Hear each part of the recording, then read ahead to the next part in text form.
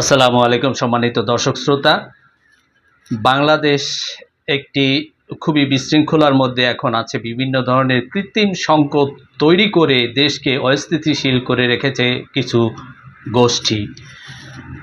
দীর্ঘ 16 বছর স্বৈরাচারী শেখ হাসিনার অত্যাচারে, নির্যাতনে, নিপীড়নে বাংলাদেশের মানুষ যখন অতিষ্ঠ ছিল, যখন বাংলাদেশের মানুষ প্রতিটা দিন প্রতিটা মুহূর্তেই চাইতো যে শেখ হাসিনার পতন, বাংলাদেশের শত্রু এই শেখ হাসিনার পতন হোক, তারপরে আসলো সেই সময় যখন শেখ হাসিনা পতন ঘটলো এবং শেখ হাসিনা দেশ থেকে পালিয়ে গেল। আসলো নতুন সরকার। এখানে এখানে অন্তর্বর্তীকালীন সরকার হলেন ডক্টর মোহাম্মদ ইউনূস। মানুষ ধারণা করেছিলেন একটি অবাধ, নিরপেক্ষ, সুষ্ঠু নির্বাচন হবে। সেই নির্বাচনের মাধ্যমে বাংলাদেশ একটি সঠিক পথ খুঁজে পাবে। কিন্তু ডক্টর মোহাম্মদ ইউনূস শুরু থেকেই তিনি যে নিরপেক্ষ নন, তার আচার আচরণ, কথাবার্তায় সেগুলো স্পষ্ট হয়ে গেছে। তার নিরপেক্ষতা হারানোর কারণে বাংলাদেশের ভিতরে একের পর এক গণ্ডগোল তৈরি হয়ে আছে। শুরু করলেন সংস্কার। সেই সংস্কারটা হওয়া উচিত ছিল, বাংলাদেশের মানুষ সংস্কার চায়, আমরাও সংস্কার চাই। সেই সংস্কার হওয়া উচিত ছিল বাংলাদেশের অর্থনীতি কিভাবে দাঁড়া করাবে, বাংলাদেশে বেকারত্ব কিভাবে দূর হবে, বাংলাদেশের জনগণের যে বৈষম্য সেবা সেগুলো কিভাবে দূর হবে, বাংলাদেশের শিক্ষা সংস্কৃতি সব দিক থেকে সংস্কার হবে, যাতে একটি পরিপূর্ণ, সুখী, সমৃদ্ধ, দুর্নীতিমুক্ত একটি বাংলাদেশ আমরা পেতে পারি। সেগুলো কোনো কিছু নয়। শুধু বায়ুবীয় কিছু বিষয় নিয়ে মাসের পর মাস সময় কাটানো হয়েছে এবং সংস্কারের নামে বিভিন্ন মিটিং টিটিং করে এখন সর্বশেষে সেই সংস্কারের কমিটিতে যারা ছিলেন, বিদেশ থেকে এসেছিলেন, আমদানি করে এনেছিলেন, তারা একটা তাদের নিজস্ব সিদ্ধান্ত চাপিয়ে দিয়ে তারা চলে গেলেন এবং দেশটা আগের মতোই সে অস্থিতিশীল অবস্থায় রয়ে গেল। লাভটা কি হলো এই সংস্কারের নামে? এখন সেটাই হচ্ছে প্রশ্ন। আমরা চেয়েছিলাম সংস্কার হবে এবং সমস্ত রাজনৈতিক দলও সেই সংস্কারের জন্য সমর্থন দিয়েছিলেন। কিন্তু এখানে জামাতে ইসলাম তারা ঘোলা পানিতে মাছ শিকারের চেষ্টা করেছেন। যেখানে বাংলাদেশের অস্তিত্ব, বাংলাদেশের জন্ম হয়েছিল ৭১-এর স্বাধীনতা যুদ্ধের মাধ্যমে, আর ৭১-এর স্বাধীনতা যুদ্ধের মাধ্যমে তৈরি হয়েছিল বাংলাদেশে একটি সংবিধান। সেই সংবিধান হচ্ছে বাংলাদেশের পথ দেখানোর একটা ওয়ে, বা সংবিধান হচ্ছে বাংলাদেশ পরিচালনার একটি সঠিক মাধ্যম।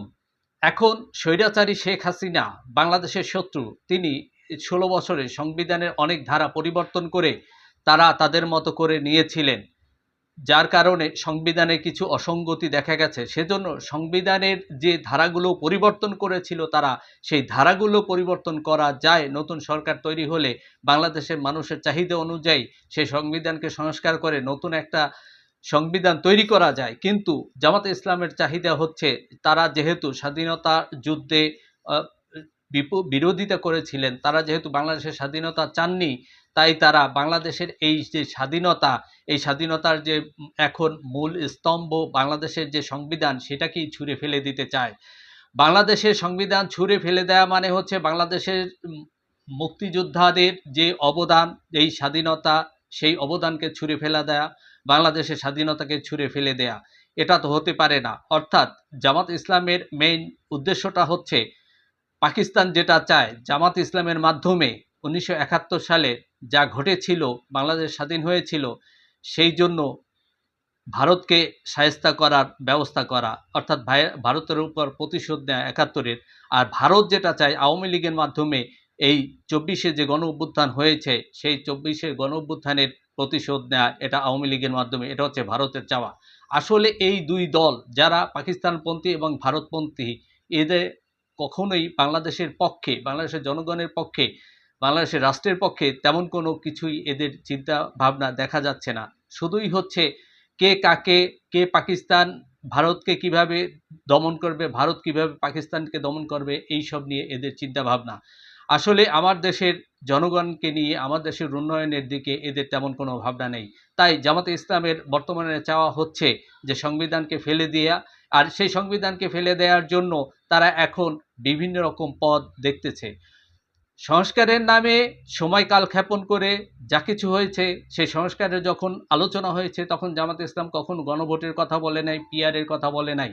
এখন সবই শেষ হয়ে গেছে, এখন জামাত ইসলাম গো ধরেছে যে তারা সেই গণভোট করতে হবে নির্বাচনের আগে। অর্থাৎ তাদের প্ল্যান হচ্ছে গণভোট যদি নির্বাচনের আগে হয় তাহলে সংবিধান স্থগিত হয়ে যায়, আর সংবিধান স্থগিত হয়ে গেলে রাষ্ট্রপতিকে সরিয়ে দেওয়া যায়, সেনাবাহিনী প্রধানকে সরিয়ে দেওয়া যায়। তখন এই যে জামাত ইসলাম যারা প্রশাসনের ভিতরে লোক সেট করে রেখেছে এবং তারা আজীবনের জন্য একটা বিপ্লবী সরকার গঠন করে আজীবনের জন্য তারা ক্ষমতায় থাকবে এবং ডক্টর ইউনূসকে আরও শক্তিশালী করে মেইনলি সরকারটা চালাবে জামাত ইসলাম। যেহেতু সরকারের ভিতরে বিভিন্ন মন্ত্রণালয়ে বিভিন্ন সচিব সহ বিভিন্ন প্রতিষ্ঠানে জামাত ইসলাম তাদের লোক সেট করে রেখেছে, তাই এটাই হচ্ছে তাদের উদ্দেশ্য। তাই এখন তারা বাঁকা আঙ্গুলে ঘি খাবে, তাই এখন তারা ঘি ছাড়া অন্য কিছু চোখে দেখে না, ঘি তাদের খেতেই হবে এবং তারা হাঙ্কি বাঙ্কি পছন্দ করে না।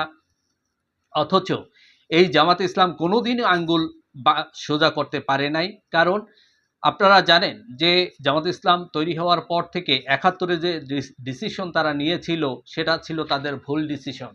তারপরে এরশাদের আমলে তারা ডিসিশন নিয়েছিল, বাংলাদেশের মানুষ চেয়েছিল যে এরশাদের আমলে কোনো অবাধ নিরপেক্ষ সুষ্ঠু নির্বাচন হয় না, হওয়া সম্ভব না, তাই বাংলাদেশের মানুষ নির্বাচন চায় নাই। কিন্তু এখানে জামাত ইসলাম তারা নির্বাচনে গিয়েছে এরশাদের আমলে এবং এরশাদকে বৈধতা দিয়েছিল, এখানেও তারা আঙ্গুল বাঁকা করতে পারে নাই।